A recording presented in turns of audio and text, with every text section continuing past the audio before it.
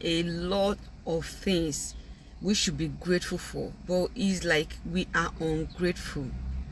You know, in a situation where a couple is fighting and at the verge, like at the stage of divorce, just because of owo child money, child benefits, you are fighting the husband, the journey you started like long time ago.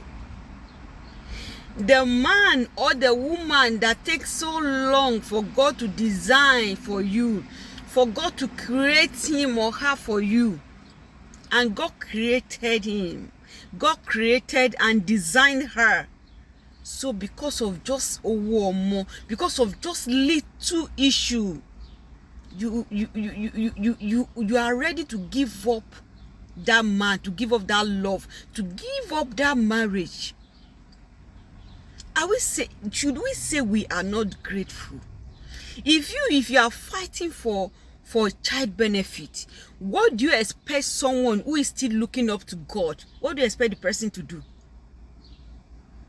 If you want to divorce your wife, if you are ready to let go that marriage just because you are fighting for the custody of child benefit, you want to be the one in charge, you want to be the one who has access to child benefit, you don't want your husband or you don't want your wife to have access to child benefits, and because of that you are ready to give up your marriage just because of child benefit, should we say we are not grateful? Are we to say these people, they are ungrateful, or they don't think, or you know the message I'm having for couples? Take care of yourselves.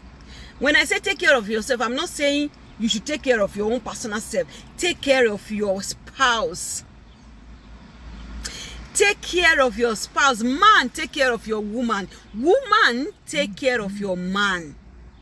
Not because of today. It's because of tomorrow, your future. It's because of your old age. I've seen so many people suffering in their old age because of what they have done. So anything that can jeopardize your happiness at your old age, run away from it. Anything that can implicate you, when I say implicate you, I will explain it in this story I'm about telling you. Run away from it. So I once lived in a rented apartment, and the man fell sick, the landlord fell sick, and there was a day I was coming out, I was going to work because I passed through the main building before getting to the entrance of the house. So I heard the landlord crying. So I heard his cry. So I ran to the room, and I saw him on the floor, everywhere messed up. I tried to lift him up, and I was shouting, mommy. Mommy was saying, Fimi le kilo shele, daddy ti shubu. Finle ma lo si bishe, finle ma lo si. I couldn't.